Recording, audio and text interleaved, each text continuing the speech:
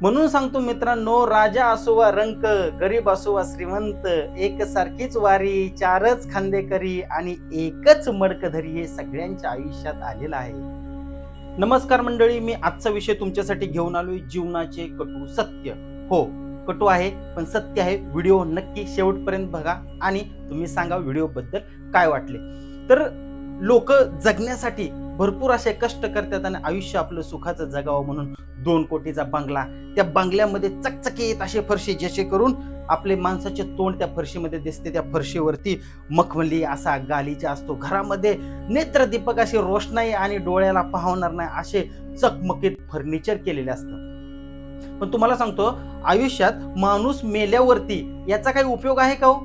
माणूस मेल्यावरती तुम्हाला या मखमले गालिच्याचा काही उपयोग आहे का? मेल्यावरती आणल्यानंतर तुम्हाला तुमच्या बंगल्याच्या, तुम्हाला तुमच्या घराच्या बाहेरच बसवलं जातं आणि तासाभरात हे शव नेलं पाहिजे अशी कुणाची मागणी असते? नातेवाईकच गडबड करतात, चला उरका, तासाभरात हे शव पोहोचवलं पाहिजे. का? त्यांना पण काम येतो. प्रत्येक जण हा फक्त धावपळीचे जीवन जगतो, पैशाच्या मागे जगतो, जीवन सरळ जगत नाही. म्हणून सांगतोय, कटू आहे पण सत्य आहे.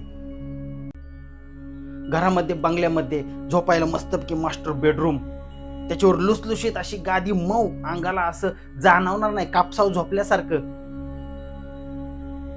पण मेल्यानंतर, दवाखान्यातनं घरी आणल्यानंतर तुम्हाला घरामध्ये तरी नेलं जातं का? नाही.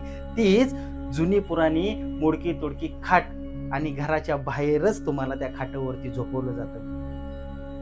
अहो, घरामध्ये, देवघरामध्ये रोज तुपाची वात लावली जाती, चांदीची समय लावली जाते आणि सुगंध अशी उदबत्ती, महागातली 1000 2-2 हजाराची उदबत्ती तुम्ही सुगंध दरवळावा घरामध्ये म्हणून लावली जाते. पण तुम्हाला आणल्यानंतर, शेवटी खाटावरती झोपवल्यानंतर तुम्हाला तीच 5 रुपयाची उदबत्ती आणि ती जुनी पुराणी पितळेची समय लावली जाते. रोज घरामध्ये असताना, आंघोळ करताना शावर मध्ये आंघोळ करते, बाथटब मध्ये निवांत झोपून राहते, निवांत मजा घेते. पण मेल्यानंतर कोण म्हणतं का हो, जाऊ द्या, ह्याने एवढं बाथटब बांधले, शावर बांधले, ह्याला शेवटची आंघोळ शावर मध्ये घालूया? नाही, तुमची शेवटची आंघोळ सुद्धा ही तुमच्या घराबाहेर रस्त्यावरच होते. अहो, आयुष्यामध्ये तुम्ही स्टँडर्ड अशी कपडे घालता, ब्रँडेड अशी कपडे घालता, branded shirt, branded pant, branded घड्याळ, ब्रँडेड चष्मा, ब्रँडेड टोपी. पण मेल्यानंतर तोच तुम्हाला 200 रुपयाला मांजरपाटाचा 3 बटनाचा शर्ट, लेंग्याची पॅन्ट आणि आयुष्यभर कितीही घातली तुम्ही हॅट, पण शेवटी तुम्हाला गांधी टोपीच मिळणार.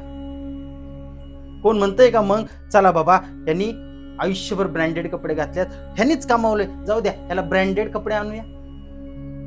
कोणी त्यावेळेस तुमचा विचार करत नाही.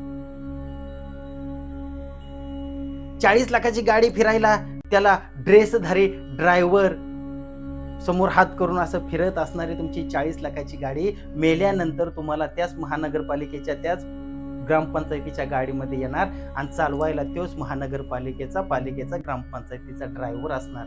तुमचा आयुष्यभर सांभाळलेला ड्रायव्हर सुद्धा तुमची ती शेवटची गाडी चालवायला नसणार.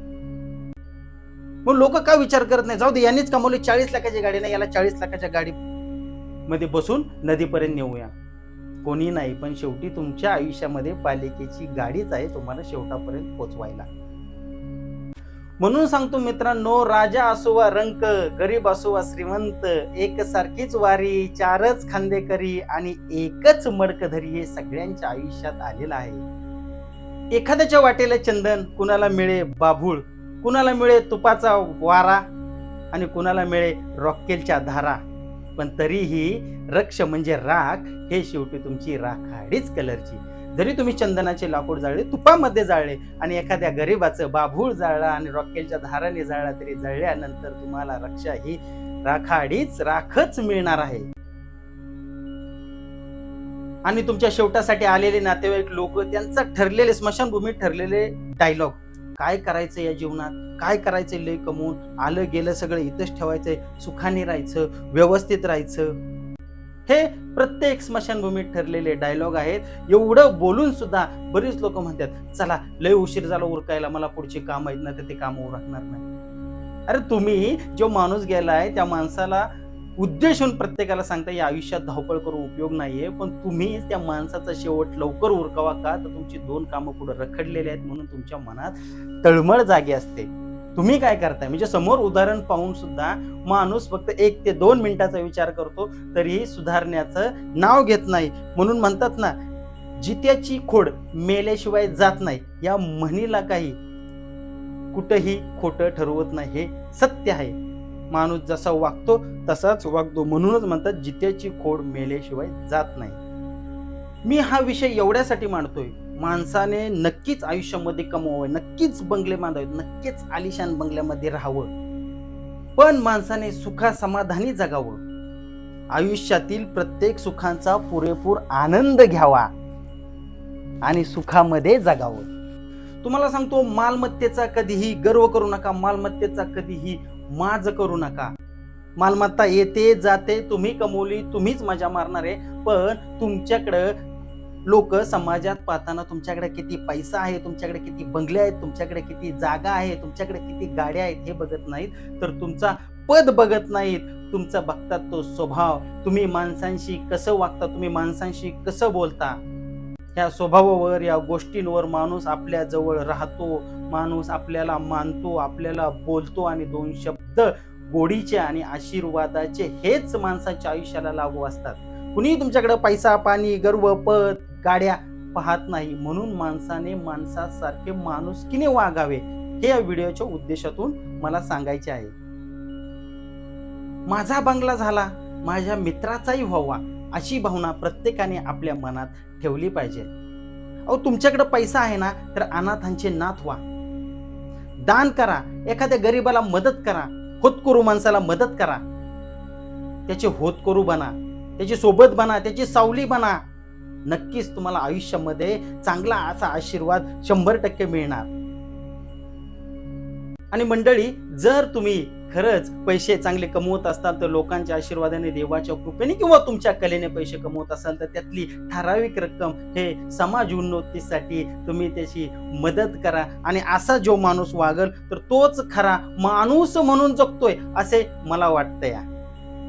आणि ज्याला हे जीवनातलं रहस्य समजलं तोच खरा माणूस असं मला वाटतंय. बाकी तुम्हाला काय वाटतंय हा देव जाणे. मी कोणी विद्वान नाही, मी कोणी कीर्तनकार नाही, मी फक्त मला वाटतंय म्हणून माझ्या बोलीतून, माझ्या भाषणातून तुम्हाला समजवण्याचा प्रयत्न करतोय.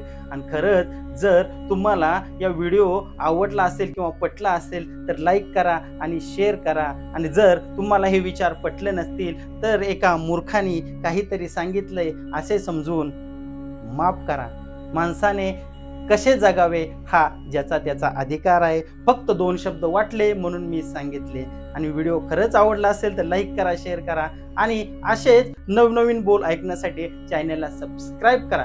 लवकरच भेटूयात एका नवीन विषयासोबत. तोपर्यंत धन्यवाद.